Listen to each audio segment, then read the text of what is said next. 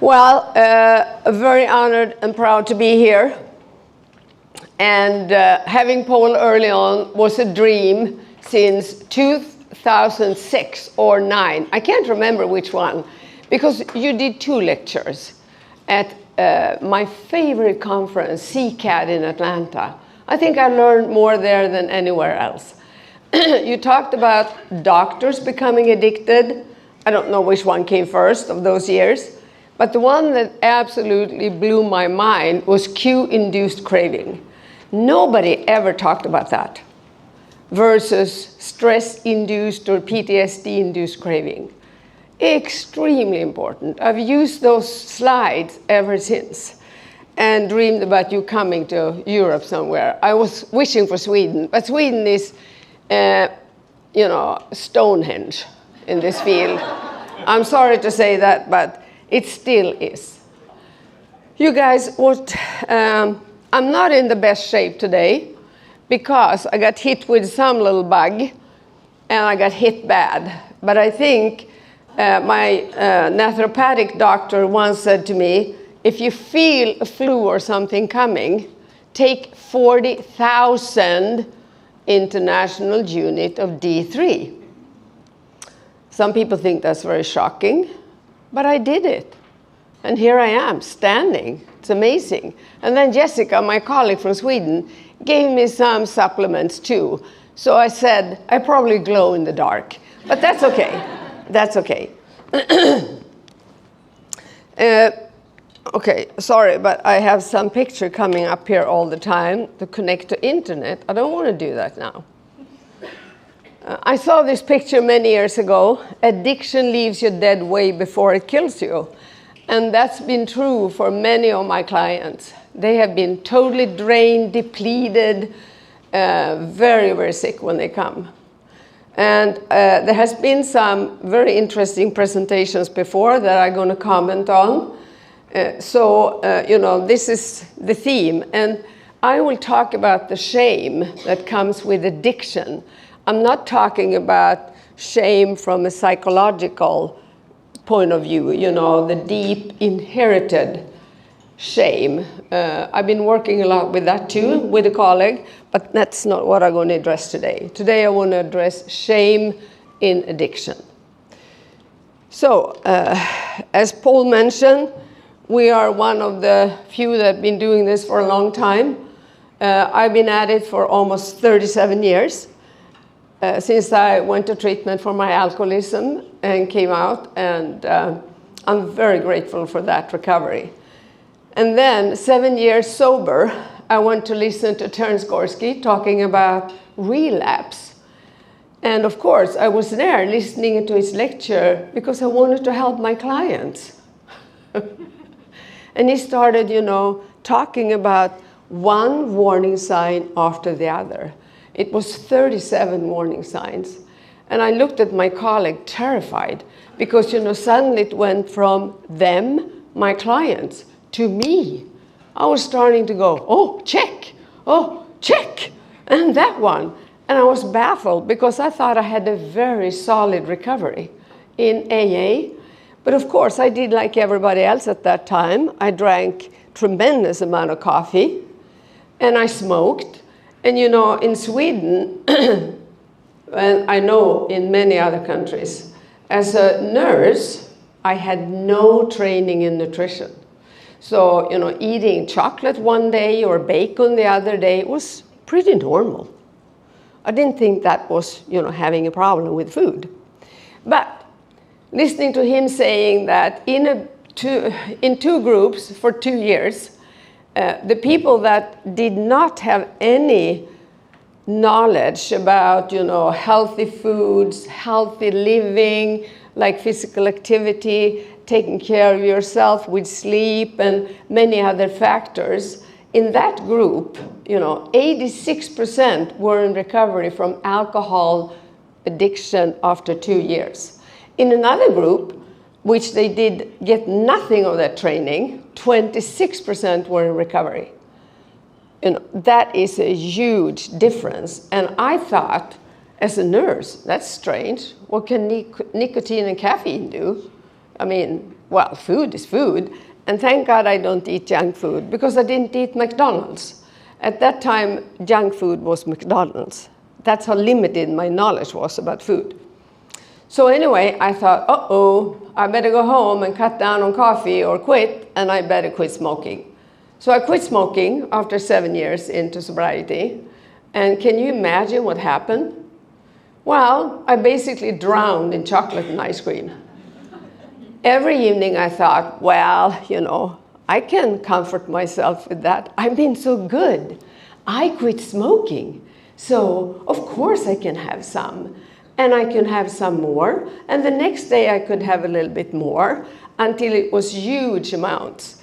And also I noticed, but I didn't want to acknowledge, that suddenly, you know, I started hiding, lying, and sneaking.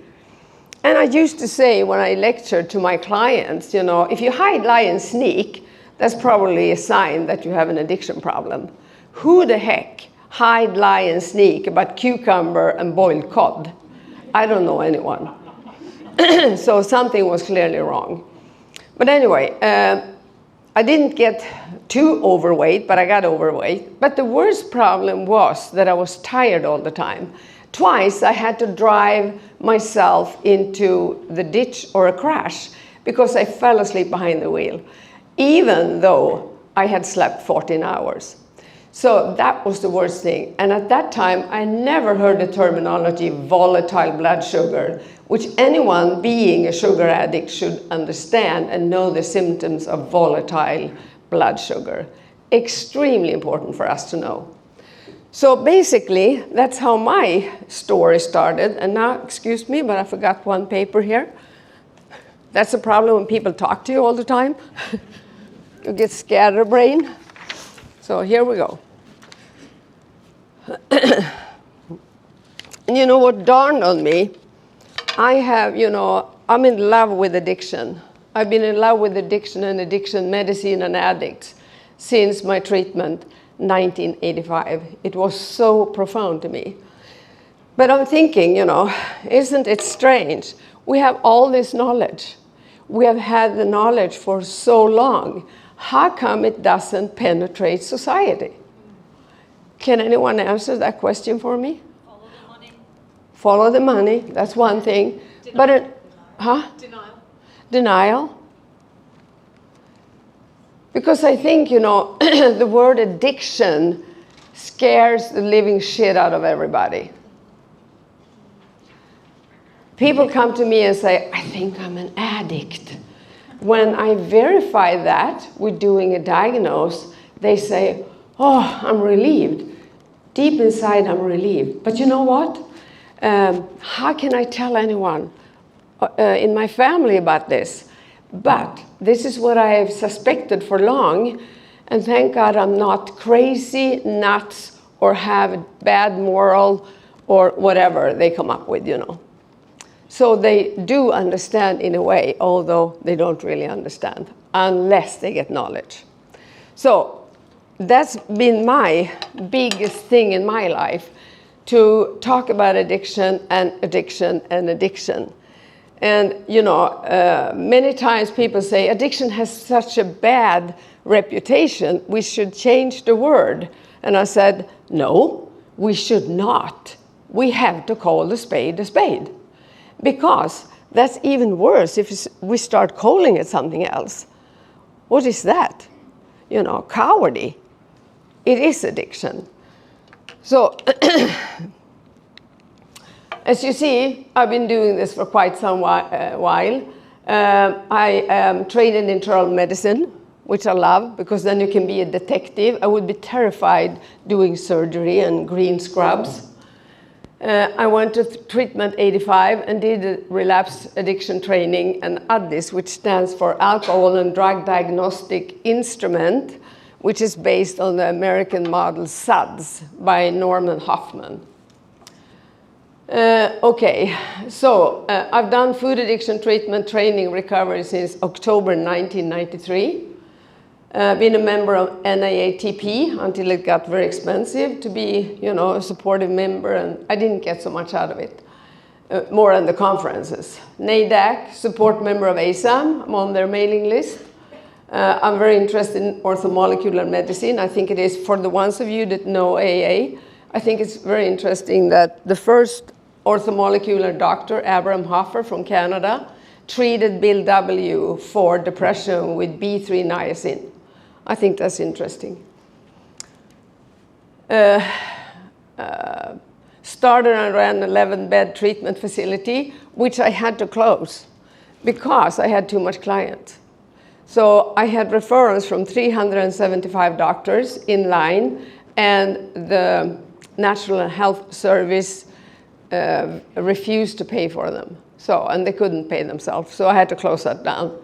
And they did a small survey which proved that we have 76% recovery after 5 years, which is amazing. But I modeled it after the treatment center I was in, Capistrano by the Sea at that time in California. Okay, so I've done treatment training education since 2005, written 5 books, they're all in Swedish still, but I'm working on it. And I started holistic medicine for addiction training in 2012 because I almost got burned out of the caseload I had in Sweden because I was alone. And now I have several colleagues that are trained and work, and that's beautiful. I'm so happy. 2 there, 2 there. Okay, wonderful. I've treated thousands of clients, and I don't take clients anymore. I'm done with that part of my life. And I developed Sugar, the diagnostic tool that has inherited validity from Addis, which is recommended by the National Board of Health in Sweden.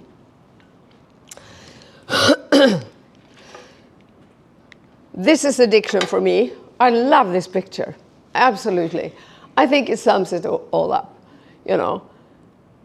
We are enslaved. The word addiction comes from, the Greek word, the Latin word addicere, which means enslaved. And that's what happens to us. So we are disconnected from life, from ourselves. When we are trapped in an addiction, we are ruled by a drug or processes. And correct treatment will free us, will help us to break loose from addiction until we are happy, joyous, and free. And that's the aim, of course. And then we are connected. And Jen and I have said that one day we will go to Philadelphia and dance in front of that statue. Right, Jen? Right. Okay. Yeah.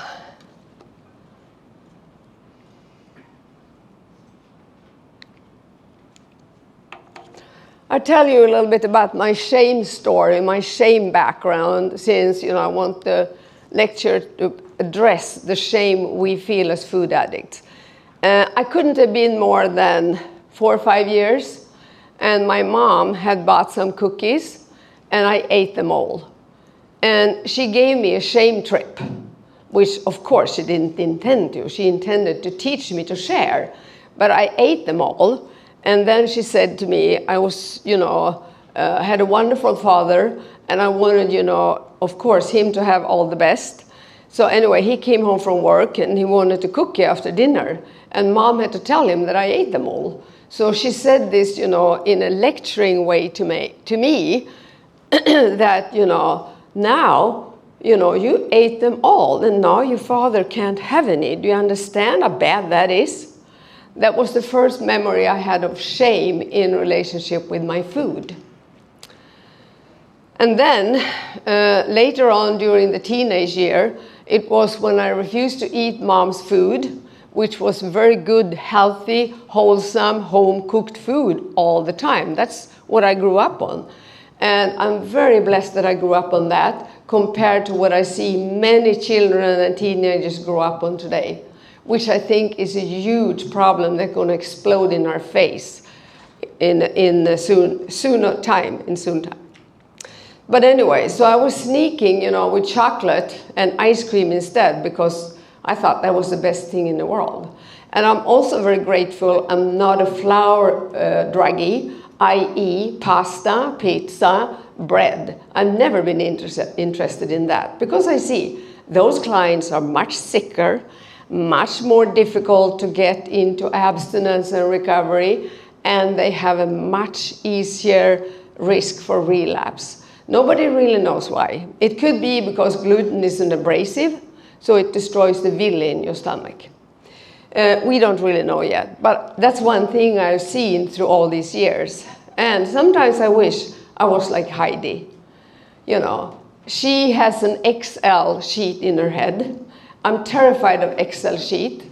You know, I'm a helicopter and a speed freak. So doing research, I got asked sometimes, wouldn't you do research on your clients? And I said, me? Details? Kill me. That was me. So, but I'm looking back now and thinking, too bad nobody came along that would like to do those things, you know, for me. But I wasn't interested. And then as a teenager, of course, all these failed diets, you know, start, stop, starting on Monday, quitting on Friday, and then thinking, well, I start on Monday again, or New Year's Day, or, you know, after the holiday, or whatever. Everybody that has this problem can relate to this in here. And then, of course, when I got into nursing school, we were out dancing and having parties, and I met alcohol for the first time. So actually I started smoking first. And you know why I started smoking? Because it was hip? Because it was in the culture? No, I got taught that if you smoke, you lessen your appetite, so you lose weight. That's what I got taught. That's why I practiced smoking. And you know, I was a nicotine addict within a week, I promise you. I didn't know anything about sensitization at that time. You know, addiction interaction disorder, how one drug leads to the next drug. Thank God I've seen some good research from Jörgen Engel, professor at Sahlgrenska, about that. I can tell you that there is none done on sugar and other drugs yet, but I'm convinced it will be the same as this research he done, that if you are a nicotine addict and you start drinking, you have 9 times higher risk, or whatever call it, to become alcoholic, of course. Because first of all, the sugar creates the pathway, and then comes the next drug, and then comes the next drug. I am absolutely convinced that sugar is the gateway drug to all addictions today. Swedes are supposed to hold their liquor. You know, you're supposed to drink, but you're an idiot or a dumb or lazy or lousy or bad if you can't control it. That's still the notion in Sweden. And some people in Sweden say, well, yeah, it's an illness, but, you know, they don't act in that way. It's still the 70s woo-woo psychosocial woo-woo treatment. Too bad. It is not an holistic treatment. So that's very sad. So, but anyway, my ex-husband forced me into treatment for my alcoholism, which I could have killed him at the time when he did that, but I'm forever grateful. So I ended up in treatment 1985, and it was 2 weeks of hell, of course, for many reasons, detoxing and all that, but mostly for the shame. Me being in an alcohol rehab, I couldn't fall lower. So many times I thought, okay, as soon as I get out of here, I wasn't locked in, but you know, they threatened to tell my family, they threatened to tell my boss at work. I worked at a small hospital in Northern California. Of course I didn't want them to know. So, you know, I wanted them to think that I was at sort of a resting center or something, you know, vacation, health center. But anyway, so they were fighting with me pretty hard to stay. And every time I wanted to leave, or I was so bad and rude that they wanted to throw me out, you know, they threatened to call my job and to tell my family. So I stayed. One day, something very, very interesting happened, but I'll come to that. Anyway, I also want to give you one example of thousands from my clients. I had this wonderful, wonderful 35-year-old, extremely overweight, very sick.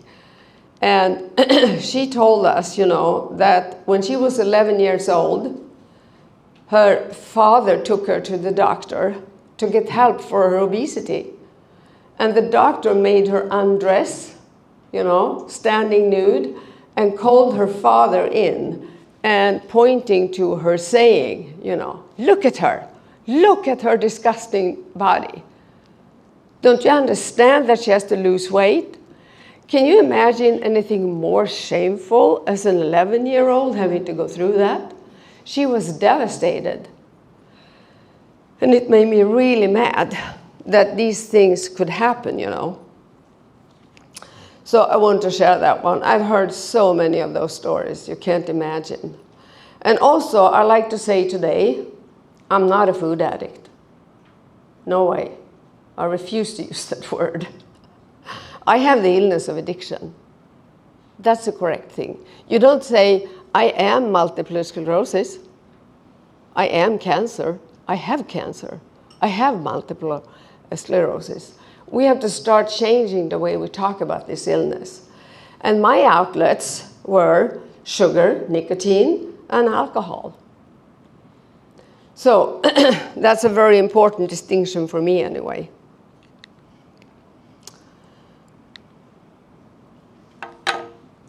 The thing that happened to me was that after 2 weeks in treatment, and I'm sure you remember this, Paul, they showed a video with Dr. Ohms.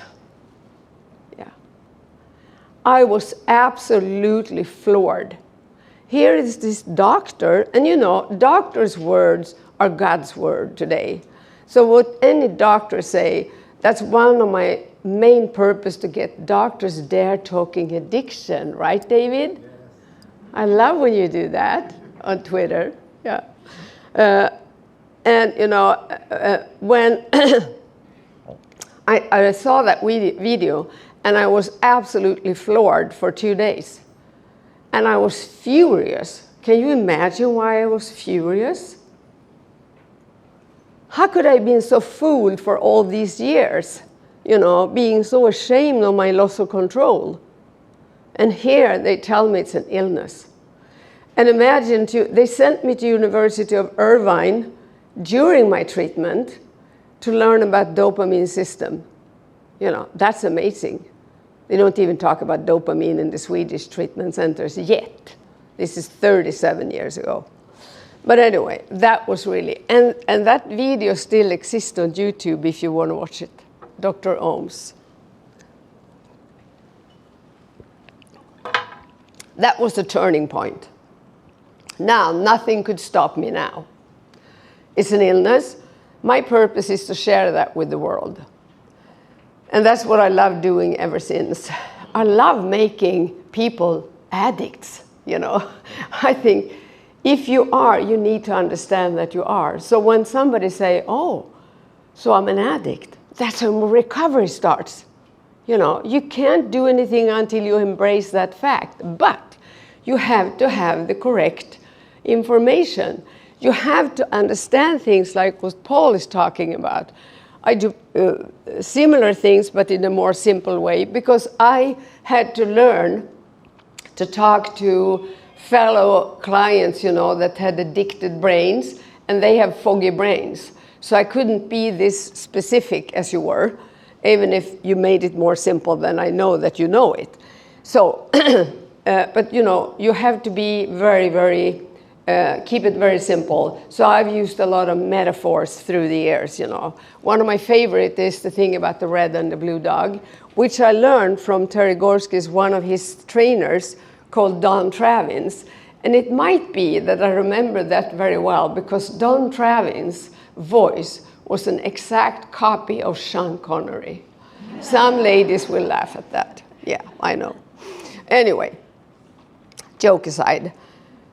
So, you know, the red and the blue dog was the story about the Indian boy that does very destructive things. And his dad say to him, why are you doing these bad, destructive things? You know, how come? And the boy say, Daddy, there are two dogs that fight in my head. One is red, one is blue. And when the red wins, that's when I do these crazy things and bad things. And of course, the story is then, who will win? So you can ponder that during the lecture. Who's going to win? And Paul uses the addict brain. I love that terminology too, but we talk about exactly the same thing. So my clients love to talk about the red and blue dog, and they can distance themselves. I am not my red dog. I have a red dog. I have a part of me that's addicted, but I am, my blue dog. I am a very healthy human being, but I have forgot how to be that. So I had to retrain. And it's also true what you said, that you can't analyze this. You can't read, talk, or, to get healthy from addiction. You have to change behavior. It is into action, into action. And many times we have to get our clients to do these things, without knowing why. They said, why should I do that? And we have to say many times, don't think, do. Just start doing this, eating different, have a routine, and so forth. So that's, the skill you have to acquire if you are an addiction counselor. But we live in a very difficult world, I would say, because it's the elephant in the room. Everybody heard about, the three blind men meeting an elephant. One is touching the body and say, oh, it's a brick wall. And one is touching the trunk and say, oh, it's a fire hose. And one is touching the leg and say, oh, it's a tree trunk, So this is the way with addiction. So the problem we have, that we use so many different names with that. And I'm sure, Paul, that you will remember those days when we talked about alcoholists type 1, type 2, binge drinkers, heavy drinkers, and, we don't do that anymore. We say, either you are an alcohol addict or you're not. So, but here in my world, what I think is absolutely devastating to many of us, that food addiction, due to its prevalence in society, and that food is something we have to eat, we have all these names. Anorexia, starving, restriction, bulimia, purging, binge eating disorder, eating disorder pathology, binge overeating, bouts of overeating, purging, episodes of overeating, food obsession, emotional eating, compulsive eating pattern, overeating, volume eating, grazing, overabundance, greater supersizing, my God, what's that? Substance and behaviors that offer no sustenance, disordered eating, orthorexia, megarexia, obesity, sugar addiction, food addiction. No wonder the world is screwed up trying to deal with this problem. And every expert on each one of these areas think they have the answer. And of course, they all have different methods to treat it. So this is what I think is one of the biggest problems in my field, that we haven't found a word.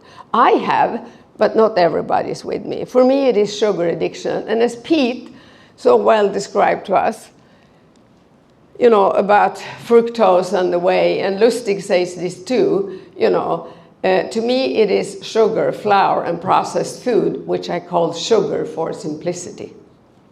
So that's what it is. So we have to dare diagnose. Absolutely. And I have developed an instrument called Sugar, which is 67 questions, which is built on ICD-10 and DSM-5.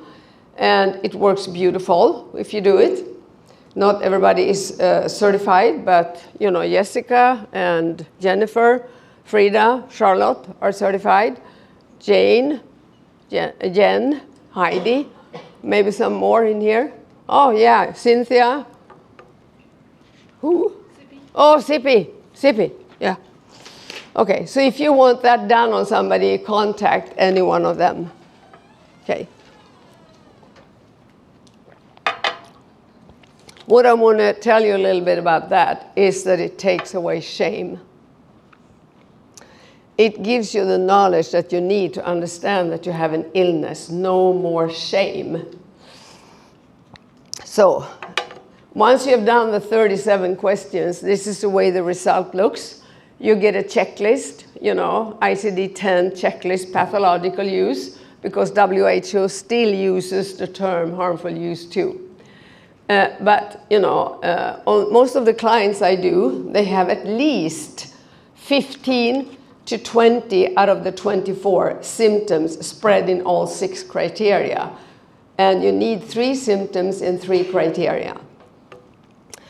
And DSM-5 is, you know, 24 symptoms in the level criteria, and most clients have at least here 15 to 20 symptoms in all criteria.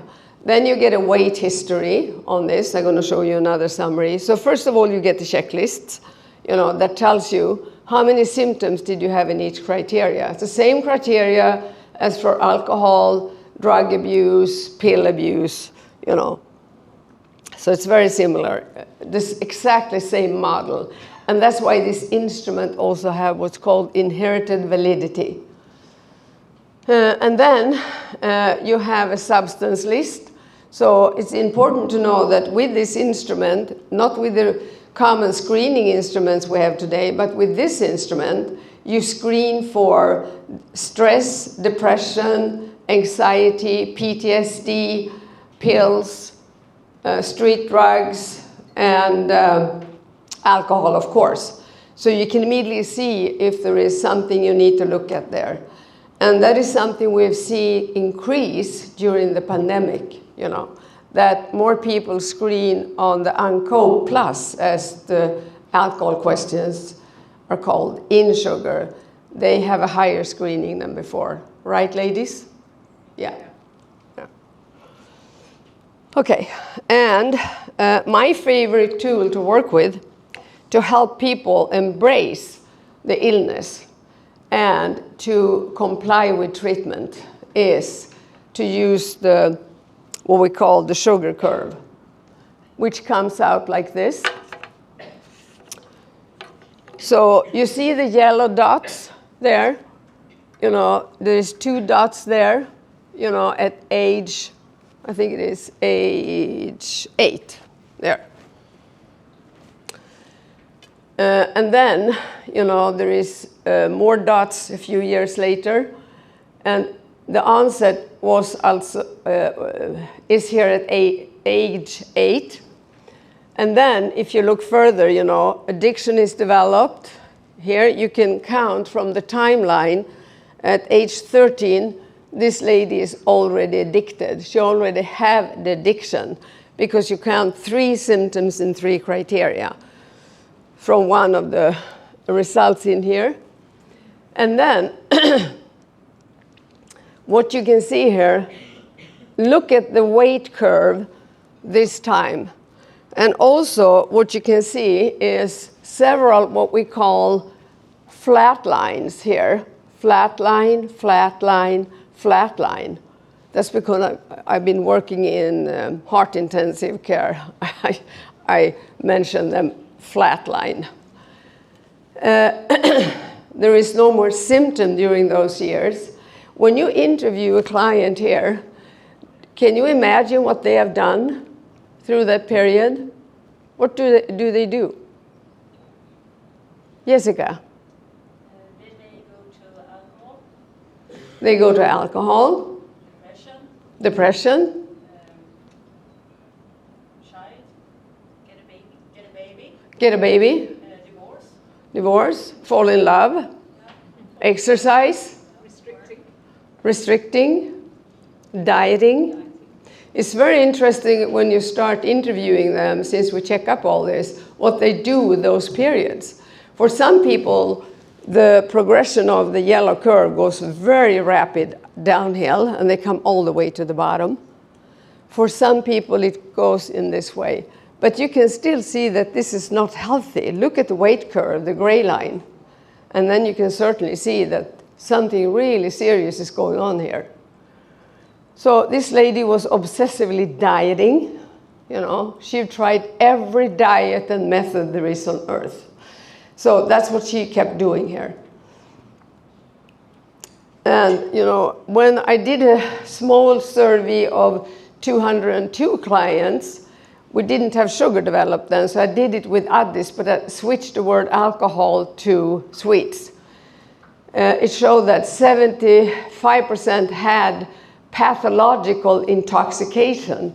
They weren't a classic alcoholic that drank all the time, but when they drank, they ended up in trouble. They lost control and couldn't, but the main drug was food.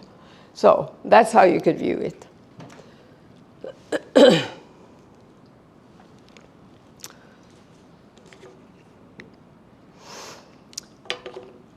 Paul will know this. The Minnesota Experience by Daniel Anderson. This was 1950 to 1960. And if you go with me here and you switch every time, you know, if you think sugar addiction instead of alcoholism, you're going to see something very interesting. It exists. It is an illness. It is an involuntary disability. It is not just a symptom of something else. It's a chronic primary, usually progressive illness. It's multiphasic, multidimensional illness. The denial system is part of the illness. It's a no-fault illness. Treat patient and family with dignity and respect. Initial motivation for treatment is unrelated to outcome. Isn't that interesting? So if you force somebody into treatment, or if they come voluntarily, the result can be the same. With force, I mean, you know, being really sincere, like if Dr. David would say, hey, you're going to die if you don't go into my wife's group. You know? So I really, really advise you to do that. No, I don't have a problem. Yes, you really do. When you show them, you know, the HbA1c and you show them all the data and the weight and everything, and you have done, you know, sugar on them or something to show them that, okay, you have the illness. This is your chance. Otherwise, you're going to die. That's what I mean with forcing. I don't mean that we come, you know, and grab them off the street and take them in a car into treatment. I mean an intervention, of course. The alcoholic is motivated to feel better. The community also denies alcoholism. Education and intervention must begin in the community. We have to create recovering communities where this information that we've heard here today, and more of course, has to be very known to the public. We can't, you know, talk about addiction whispering in a corner anymore. It's not going to work. We are heading for a disaster. The common factor in alcoholism and various forms of drug addiction, harmful chemical dependency, is the phenomenon of addiction. Most people dependent on psychoactive substances can be treated in the same program. Oh, isn't that interesting? I also don't like the way, you know, food addiction is some kind of its own speciality. It's not. Addiction is addiction is addiction. Heroin is shoot heroin. Sugar addicts shoot sugar and insulin. So, you know, it's sort of the same thing. So we are exactly like heroinists or alcoholics or that, and we have to understand that. This is not its own game.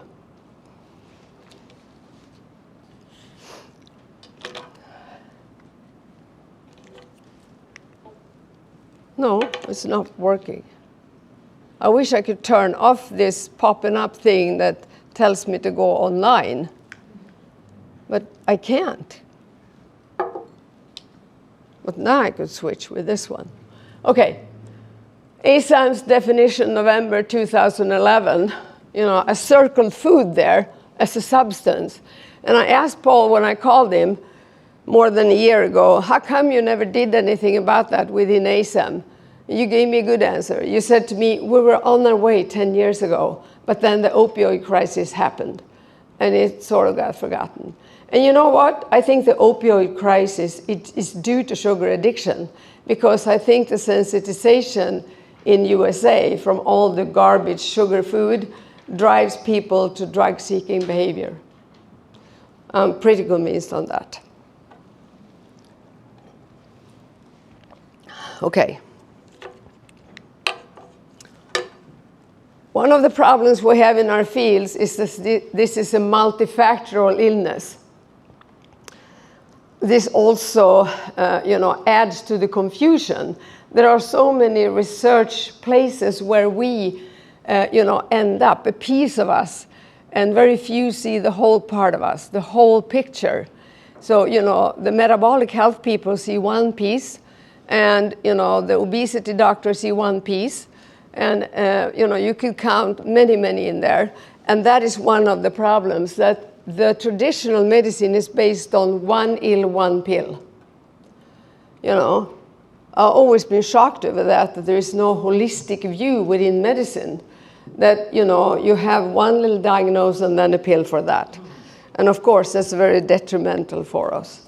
So we need to start connecting dots and work in multidisciplinary teams. And, that's why finding, Jen and David and Evelyn Bordaroy, Canada, that was in my intensive, a metabolic health doctor, Sophie Rollins, neuroscientist, and Pete and Tanner Delanoy. People like that bringing new knowledge into our field, because we have to marry those fields. Many years ago, I set out to marry functional medicine through people trained by Jeffrey Bland in US and orthomolecular medicine. And, we started to date anyway.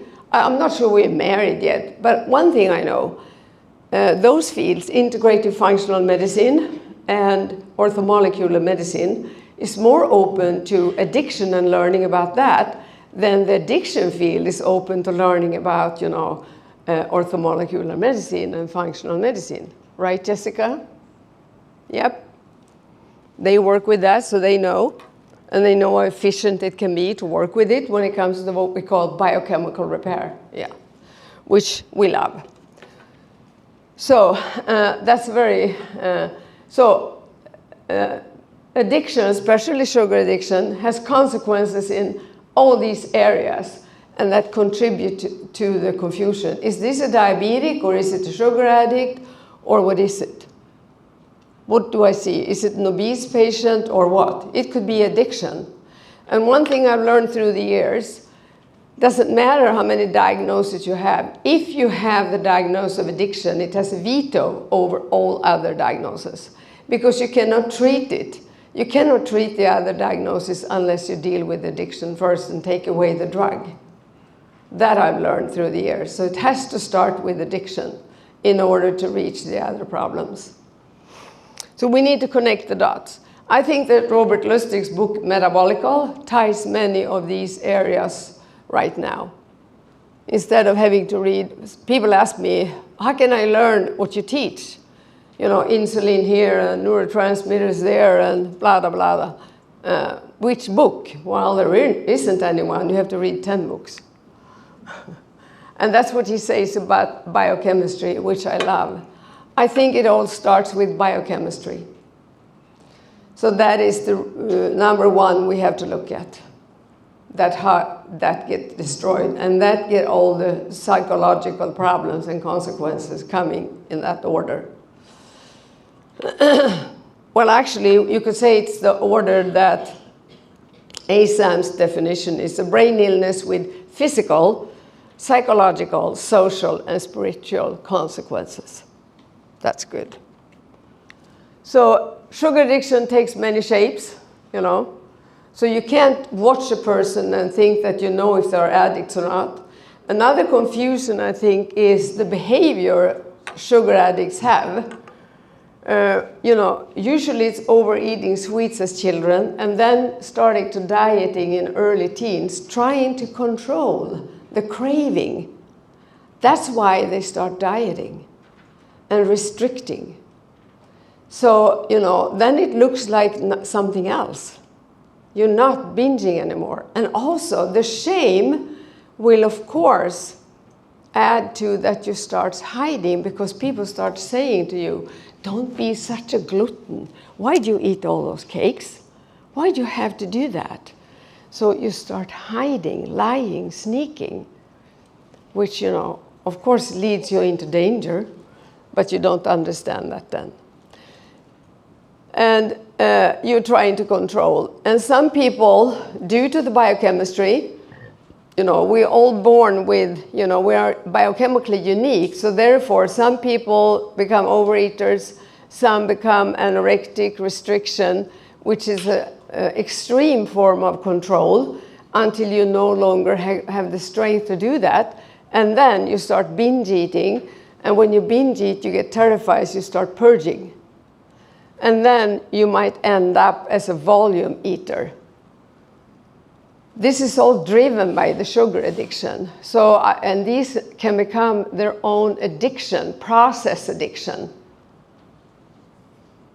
But they are not eating disorders in themselves. They are made by the sugar addiction, the way you try to control something you can't control. That's very important to understand. So when you treat it, you have to treat these as addictions. Every morning you say to yourself, no matter what happens today, I'm not going to purge. Sort of. Okay. How am I doing on time? Another 15 minutes. Okay. If I'm done, I'm done. If I'm not done, I'm done. We'll have more questions otherwise. Okay. I love this picture. That's what's happened to us. And you know, Selena Bartlett, the scientist in Australia, could show that neurons and plasticity in the brain get so destroyed physically from eating sugar, flour, and processed food that it looks like somebody that has been drinking for many years. They actually get ruined, and they don't function very well. So that's the name of the game.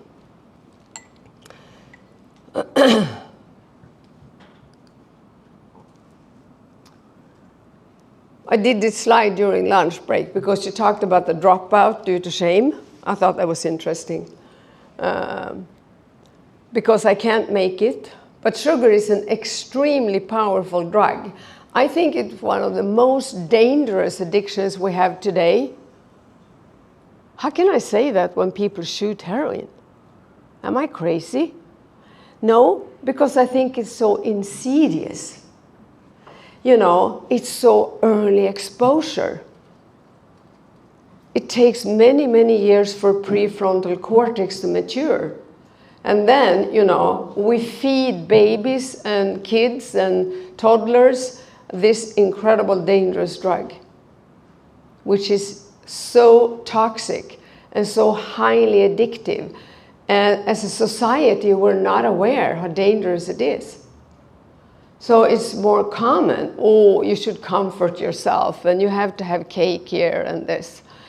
And another thing that I think is very hard, when you talk about relapse, Paul, you know, the cue-induced craving, that is the worst thing for us sugar addicts, because no matter where we are, where we go, we're exposed to the drug, to the smell, to the sight, to the sound. People crunch everything and eat everything, you know, around us. So it takes an incredible amount of treatment and craving management for us to handle it.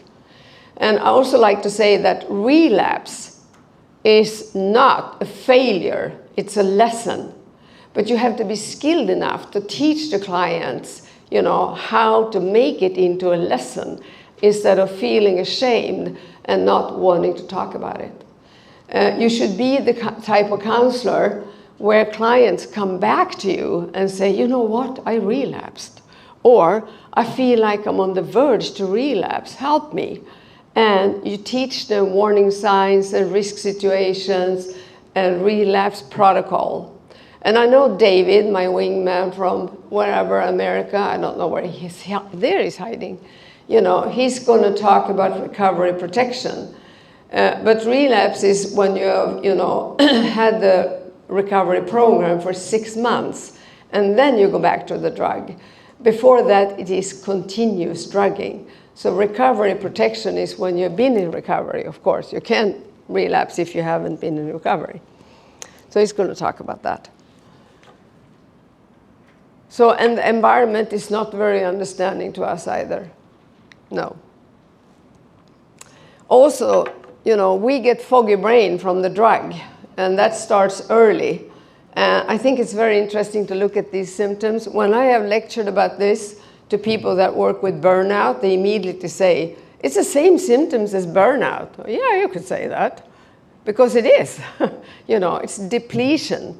And I think the toughest part for our clients is that they lose energy. Somebody talked about depression. Are they depressed or are they addicts? Well, most of my clients are not depressed. They don't have a clinical depression. But you know what they have? They have lack of energy on the cellular level or in the mitochondria, you might say. Because sugar gives a short burst of false energy and then it takes all the energy out of you. So I think that when we help clients to restore their health, instead of like in the old days when we should write a journal where we wrote feelings, Jesus, we have so many false thoughts and false feelings in the beginning, so we're not going to mess around and counsel on that because our brain is so broken. But we should talk energy. When you switch food plan, talk energy. Because one thing I know for sure, if I help the client restore their energy, they are free to do anything they want. So write down what you eat and write down a number for your energy. And you're going to see some miracle happens when you see energy erasing. And they're going to say, they said, I hate exercise. Don't even talk to me about it.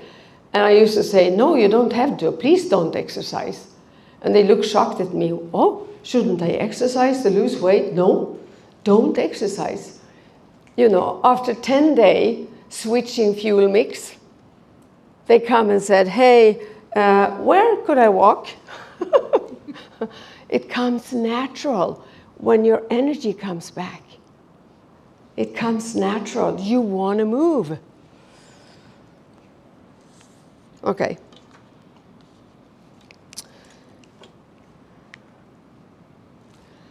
This is what I learned in the US too. To know addiction is to know medicine. I love that saying. Because it hides everywhere. Everywhere. In a hospital, I wouldn't dare even guessing how many clients that are there for consequences for addiction.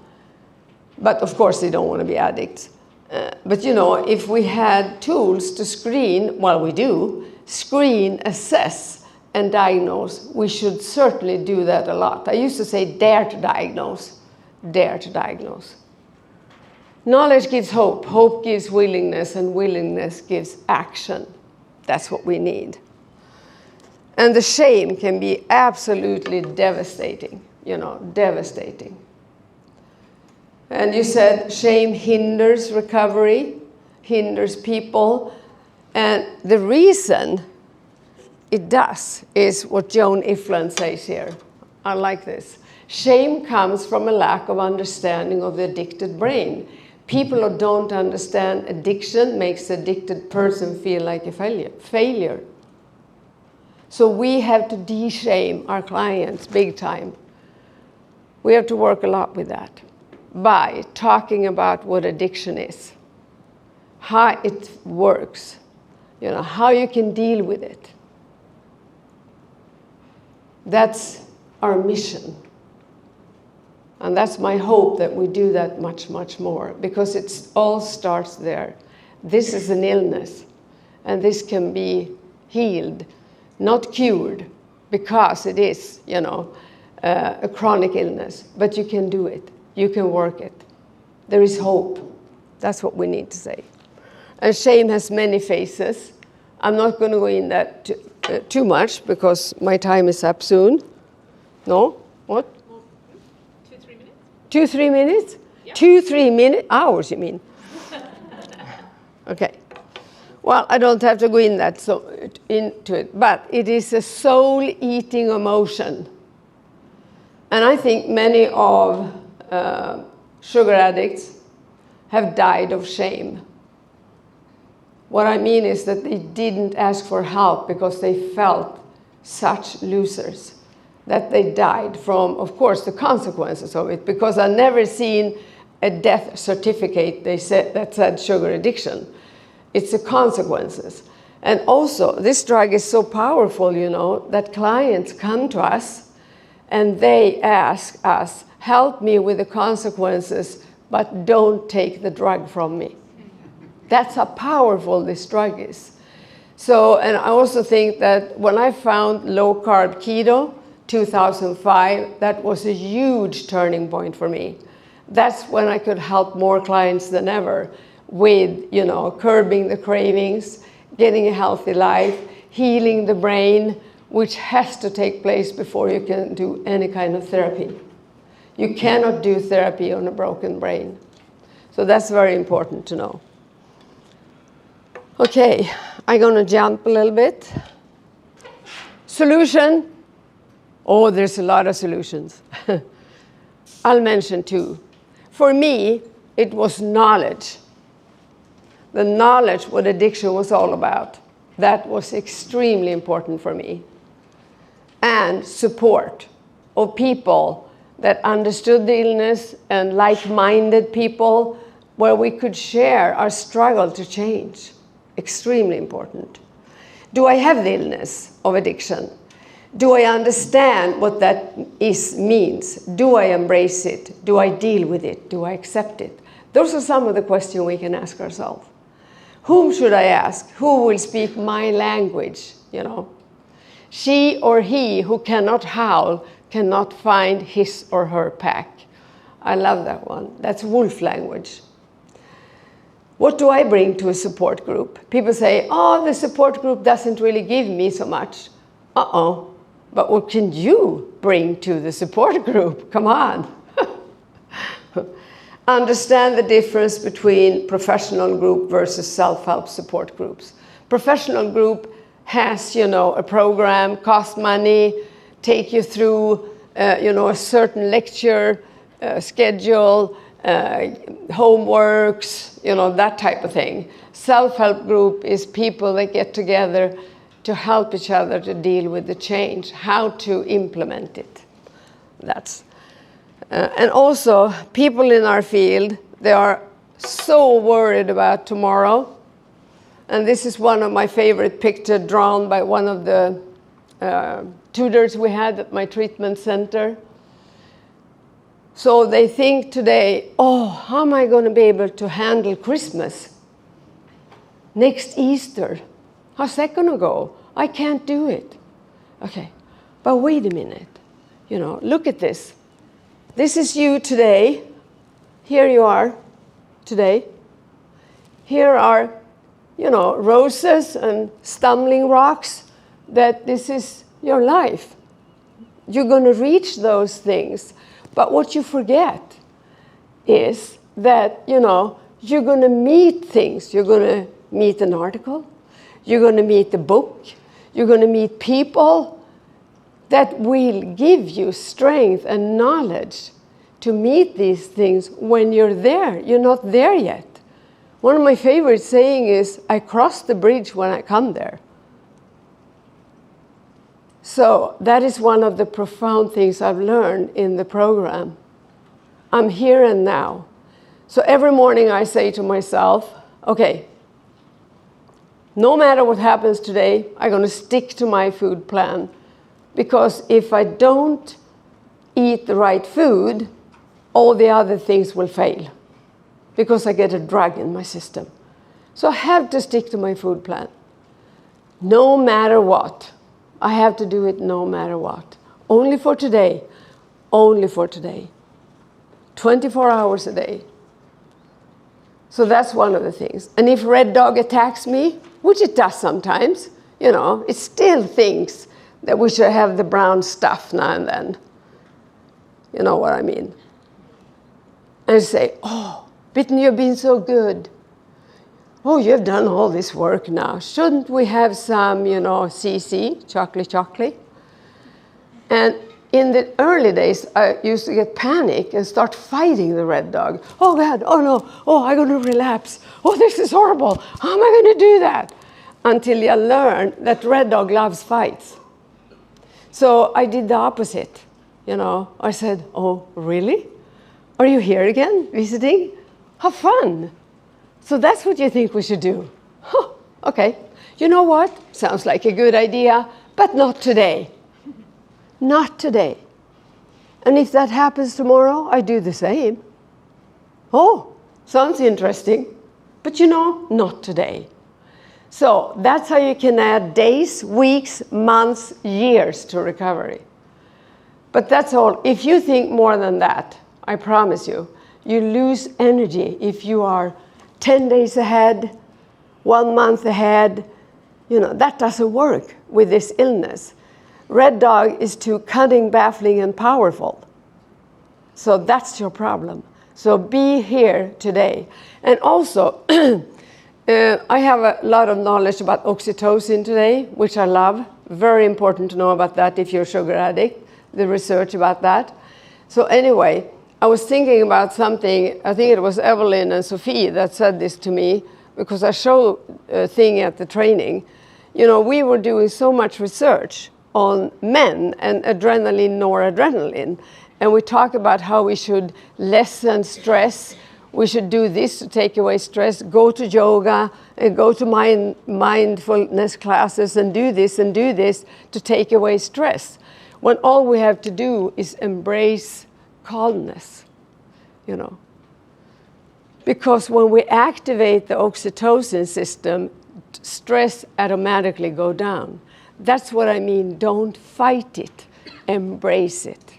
Embrace it.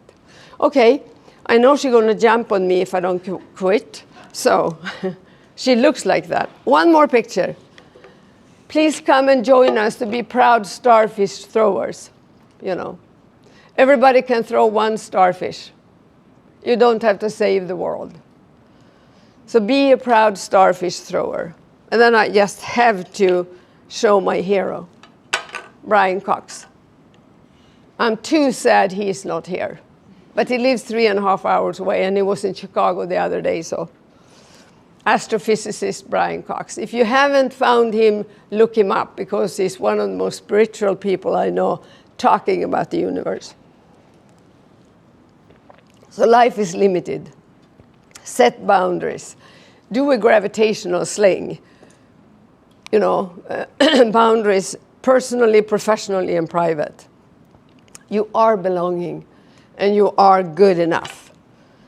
So, and there you are. Who's going to win? Well, the one you feed or nurture. Okay, thank you very much.